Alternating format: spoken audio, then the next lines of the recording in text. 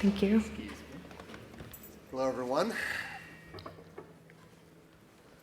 So, the title of this session is How Innovation Will Change Healthcare. The original thesis behind this was more around pragmatic innovation in healthcare, and you're going to hear from two experts who work for two companies that are doing a lot of really pragmatic but helpful, game-changing things at their companies. I would like to do like a quick introduction of companies, and Julia, since you're sitting off to the right, and we should say Dr. Julia Hoffman, right, since you are a licensed clinical psychologist, which I think will help play into the discussion today. Tell us a little bit about Livongo and what Livongo does and what your role is as the head of behavioral health. Sure. So Livongo is a chronic conditions company. We serve the whole person and empower people with chronic conditions to live better and healthier lives. So that includes diabetes, hypertension, dyslipidemia, just a whole suite of conditions, and now including behavioral health, which I lead. So I'm VP of Behavioral Health Strategy. Worked with Livongo for quite some time to establish what their behavioral health strategy should look like, and ultimately went through an acquisition process and brought on board MyStrength, a digital behavioral health company as well. So we really aim to use connected devices like a blood glucose meter, blood pressure cuff, and then add in all of our sort of deep data science bench to use AI to customize and personalize the experience for every member so they can have personalized, actionable insights wherever they are, whenever they need it. Great. Now, Michelle, I want you to tell us a little bit about Houston Methodist, but one of the things that we'll get into in a minute that I love about you is that you have a dual role at Houston Methodist, both as the VP of IT and the VP of Innovation. We're going to find out just how handy that comes in, but tell us a little more about Houston Methodist. Sure. Houston Methodist is a large academic health system, of course, in Houston, Texas. We have 7 hospitals, a research institute, physician organization. We have around 24,000 employees, and of course, just speaking as of the dual roles, my role is one, as 50% of my role is within the traditional IT, what you would think about over our corporate revenue cycle systems. My other 50%, of course, is focused in on Center of Innovation. So why don't we start with that then? The Center of Innovation is a unique program in the sense that it's fully integrated. You have representatives from across the company, leaders, which really helps you incubate, I would say, at scale. So tell us a little more about that. Sure. Well, of course, innovation's not new to Houston Methodist. We've got several clinical and research innovations, but what we are focused on, of course, is the digital technology that is just exploding across the United States today. And when we started our program, it kind of started as a grassroots effort with many individuals across the organization who were just kind of keeping up with what the latest technology was. And so we started meeting as a group, and as what unique to what people mostly do, you name your group, and we named ours DIOP. And DIOP stands for Digitally Innovative Obsessed People. And we were truly obsessed with what was going on with the new technology that was out there to help us better engage our patients, work to provide solutions for our physicians. And so when we officially named ourselves as the Center for Innovation, we had learned that many organizations had created these separate siloed groups, and they weren't really functioning well. So we decided that it was probably best for us to keep our traditional roles as well as our new roles with innovation. So our Chief Innovation Officer, Dr. Roberta Schwartz, she's also the CEO of our largest hospital in the Texas Medical Center, as well as myself. We have representation from HR to marketing to legal, clinical, our physicians. So we believe by having these dual roles, we're able to quickly take that new technology and embed it within the organizations as quickly as possible. And it's proven very effective for us. So before we get into Livongo, Julia, one of the things that when we were prepping surprised me a little bit. So first of all, you joined Livongo about a year ago. Prior to that, you were the National Director of Mobile for Mental Health Services at the the Department of Veteran Affairs.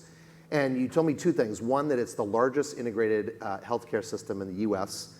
And this is the part that really shocked me, coming from the government, is that they are a model for sort of where healthcare is actually getting it right.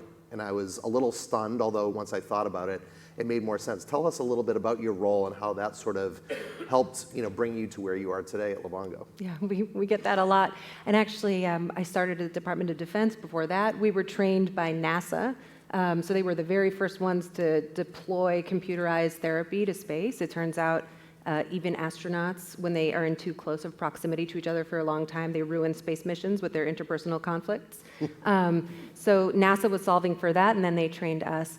The U.S. Department of Veterans Affairs, we serve about 6 million veterans, and it's an incredibly, it was an incredible opportunity to innovate and to really start some of the thinking that then disseminated out into commercial sectors. So we have a tremendous amount of need. So veterans returning with PTSD, with post-traumatic stress disorder, suicidality, et cetera. We have a huge geographic distribution. So 40% of veterans live 40 miles or more outside of the area of a major medical center. So rurality made digital interventions really important. And then we additionally have the incredible benefit of top-down control in the system, so which cannot be underestimated, because we would build products. We could build products for our reluctant consumers of mental health care, which is most veterans and active duty service members, or we could build products to optimize the in-person care that they're getting and make that care more efficient, more aligned with clinical practice guidelines, and we could directly talk to all the clinicians and enforce training and utilization of digital services, which gave us an incredible loop back to understand really deeply what works and what doesn't work for clinicians in the context of face-to-face care. Well, it's great. And so this leads into the next question, which is, and the speaker before us broke the swearing ice, but there's this thing called bullshit bingo, right? And I feel like in the innovation space, particularly in healthcare innovation, there's a lot of buzzwords that get thrown around and a lot of technologies that I think people are like, really, are you really using virtual reality and AI and all that? But as we got into our discussion, as we were getting ready for this session, you both actually independently hit on this theme when I asked you, where is innovation really working? So before we get into those technologies, and Julie, I'll start with you. You had a really important premise for if you're looking as a company to implement innovation into your system, what are some of the basic rules you need to start with to make sure it's not just a shiny object? Yeah, I think that for me, the era of one-off apps that a person can put into the App Store is over or should be over soon. That what we really need in order to support health, real health in this country, is the thoughtful integration of those products into the existing healthcare system. So not having these siloed impacts, but instead really thinking about who is the clinician, what is their workflow, who is the user or member, what is their life flow for the 99.9% of their life that they're not in the clinic, and understanding your place in that ecosystem, having a little bit of humility, and maybe even changing the metrics that you look at as metrics of success. Maybe the amount of time that eyeballs are on your product is actually not the best measure of a person's mental health, for example, or physical health. That the more transparent you can become and fit into existing structures, I think the more likely we are to be successful at actually helping people with real health problems, not just wellness. Yeah, I couldn't agree more. And so I know you both have the commonality of using voice, which it's funny, and in listening to this conference, there is a little bit of a backlash from consumer voice, and is Alexa and Google and all those, are they listening in too much? But Michelle, one of the things that you all are doing, which I really love because it's helping clinicians or nurses, doctors avoid turning their back and doing this the whole time. It's a pilot that you're doing with Notable. Sure. Talk a little bit about the Apple Watch meets sure. Note-taking for the physicians. Notable, yes, it's a company that we are doing a pilot with right now. It's allowing the physicians to really spend more engaging time with the patients. As we know, with the EMRs or EHRs today, physicians, clinicians are spending a whole lot of time putting in data and really not paying attention and building that rapport exactly with the patient. And so what the Apple Watch and Notable are doing right now is they're really taking the data that's coming from the physician on how, when they're speaking to the patient, and being able to take that information then and embed it back into the EMR so that they are spending more time. And, we believe really that's kind of the wave of where we should be taking voice, is really helping our physicians and our clinicians spend more engaging time with the patients face to face than having to spend it in front of the computer screen as they're asking the questions. So, Julia, your president, Jennifer Schneider, I saw at the health conference recently, and she was on stage with Missy Krasner, who leads the Alexa partnership for Amazon, and Dr. Razu Shrestha from Atrium Health. And let's talk a little bit about how this weird conical device or little button that sits on our counter that we say play music or turn off the lights, how is it actually helping people to be healthier, and in particular with Livongo, what are you using voice technology for? Yeah, so at Livongo, we have a sort of unique partnership with Amazon and their Alexa product to connect our devices so that a person can ask Alexa for their blood sugars. They can say when the last time they took their reading was. And so it's really about just keeping the person informed. That's sort of at the bedrock of Livongo's care, is about keeping people engaged with their metrics to the extent that that dictates their behavior, which in many chronic conditions like diabetes, it's very critically important. I think what Dr. Schneider was talking about additionally on the stage is how do we use Alexa to consider the needs of the whole person. And really, as a psychologist who used to actually do psychotherapy, I can say it's a really fascinating opportunity. Voice to me as a psychologist is incredibly interesting because it is the only form of medical practice where the conversation is actually both the diagnostic mechanism and the treatment mechanism. So you don't need any biometric data of any other kind to perform therapy. It's great if you've got your eyes on your patient. That's right. a big benefit. But there's an incredible opportunity there. At the same time, all of the content is very personal, and so it does potentially exacerbate some of those privacy concerns, and just needing to make sure that you've got a secure way to handle it. Right. Now, Michelle, we were talking this morning. You talked about a new possibility where if you're in the doctor's office, using voice to schedule an appointment and even to have a referral to a specialist. I think any of us that have ever been to the doctor's office, you're with your general practitioner and they're like, oh yeah, you have to go see a dermatologist or whatever. Tell us a little bit about that.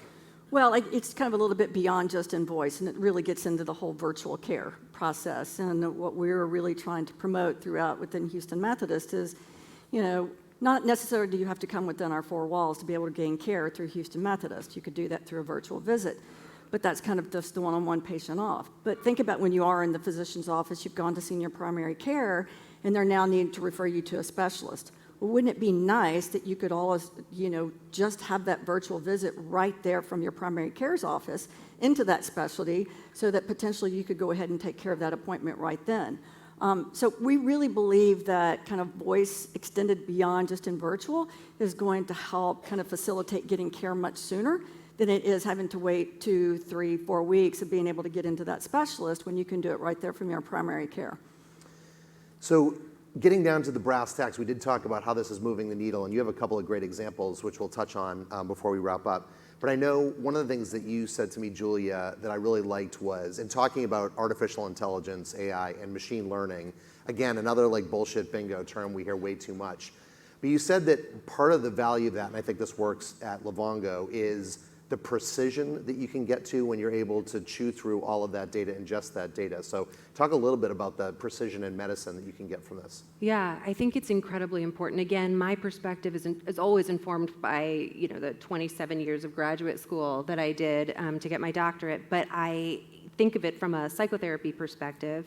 If a person walked into my office with a certain depression score and another person walked in with the same depression score, I would not treat those two people the same.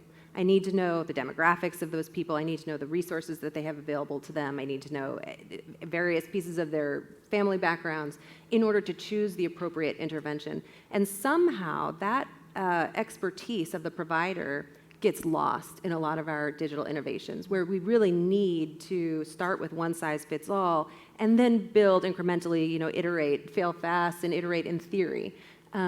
And really what's behind that iteration is the need to understand this specific person in this specific moment, what do they need? And so Livongo has our AI engine, so we aggregate data from our devices, from our PBM partners, from various sources, bring that in, interpret it, figure out what this individual needs in this moment, push them an actionable insight right now, have them test it, and then iterate and just go around again. There is no non-personalized care. It doesn't make any sense. And I think that in certain domains, like cancer, you see that there are massive, massive movements forward due to the ability to use big data techniques to personalize medicine.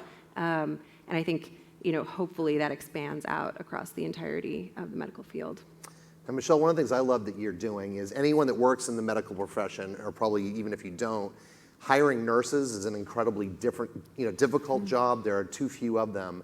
You have a chatbot that you started to use, and I think the metric was you've hired 28 nurses using that chatbot, which may not seem like a ton, but given how hard it is and the fact that this is playing a role, tell us a little bit about that. And it's how we got to that. So if you stop and think about when most people are looking for employment, they're doing it at night. They're not doing it during the day. And so with this chatbot, which we've called Mia, our Methodist Interactive Assistant, is now able to chat with these nurses at night about potential employment with Houston Methodist. And yes, through that process, we have now been able to hire 28, it's probably more than that now, through just starting off with this chat technology. Since it's been so successful, we're now moving into other areas, IT, where it's been a little bit more difficult for us to find certain positions. But it's been extremely beneficial, instead of having staff that work through the night, of being able to better engage with just employees. So for innovation for us, it's, yes, there's the health side of it, but then there's also to our employee side on how we're better trying to engage potential employees. So I know we're bumping up against time. Tweetable thought, looking at one of the questions I asked is 5 to 10 years out, what do you see happening? Julia, let's start with you. Absolutely, the user, the consumer, the patient at the center of the experience, flexibility around them where we have more porous boundaries between healthcare systems and home management, the utilization of the devices that are most integrated into our actual lives so that we are taking up less of a person's time and energy being absorbed in our products so that we can actually support them to live better and healthier lives. Awesome, thank you. Michelle? I totally agree with So you're going to Julia. retweet her is what you're saying? Well, I'm not going to retweet her, Live but I retweet. would just say that I think it is going to be what you're really going to, and I hate to say 5 to 10 years because technology is changing so fast, but that we are really going to see this explosion of how you can get healthcare not in the traditional ways of what you think about it today. I think you're really going to see beyond where it is that we can start getting healthcare in forms that the way that we as consumers and patients want to get it, and then also being able to help our clinicians provide that care in those non-traditional forms. Great, well, we are out of time, so thank you all for listening. Julia, Michelle, thank you for sharing